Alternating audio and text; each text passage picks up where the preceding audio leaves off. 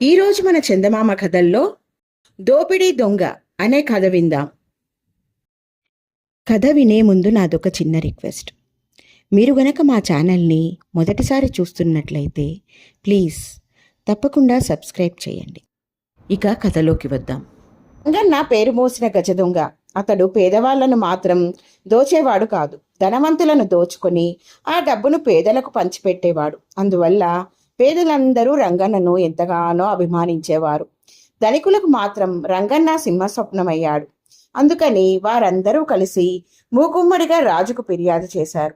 రాజు రంగన్నను పట్టుకుందుకు ఎన్నో ప్రయత్నాలు చేశాడు. ఒక్కటి ఫలించలేదు. చివరకు ప్రత్యేక దళాన్ని కూడా నియమించాడు. అందువలన ప్రయోజనం లేకుండా పోయింది. ఆ దేశంలో మోక్షనందుడనే యోగి ఉన్నాడు. ఆయన కొందరి ముందు మహిమలు చూపుతాడు, కొందరికి మంచి మాటలు చెబుతాడు.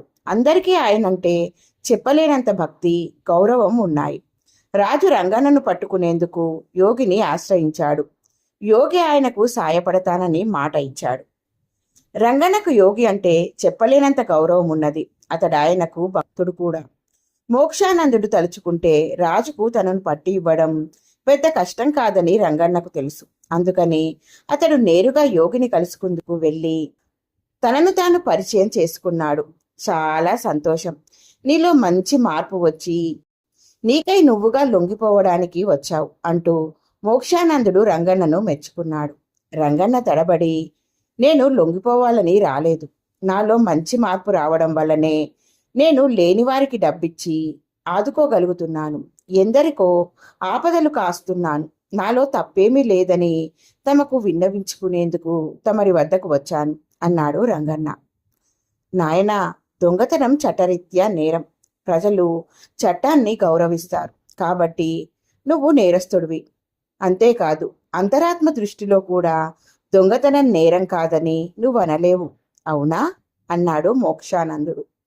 దొంగతనం నేరమని నాకు తెలుసు, కానీ అది నా స్వార్థం కోసం చేయడం లేదు. ఆ డబ్బుతో ఇతరులకు సాయపడుతున్నాను కాబట్టి నా దొంగతనం నేరం కాదని నేను నమ్ముతున్నాను అన్నాడు రంగన్న. దొంగతనం నేరమని ఒప్పుకున్నావు కాబట్టి ముందు నువ్వు నేరస్తుడివి. ఇక నీ డబ్బు ఇతరుల సాయపడడం సంగతి నిజం కాదు. ఇతరుల డబ్బుతో నీవు ఇతరులకు సాయపడాలనుకుంటున్నావు.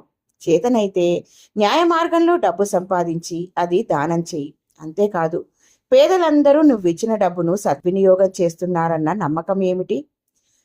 ఆ డబ్బు అయాచితంగా వచ్చిందని కొందరు వ్యసనపరులు కావచ్చు, కొందరు సోమరులు కావచ్చు.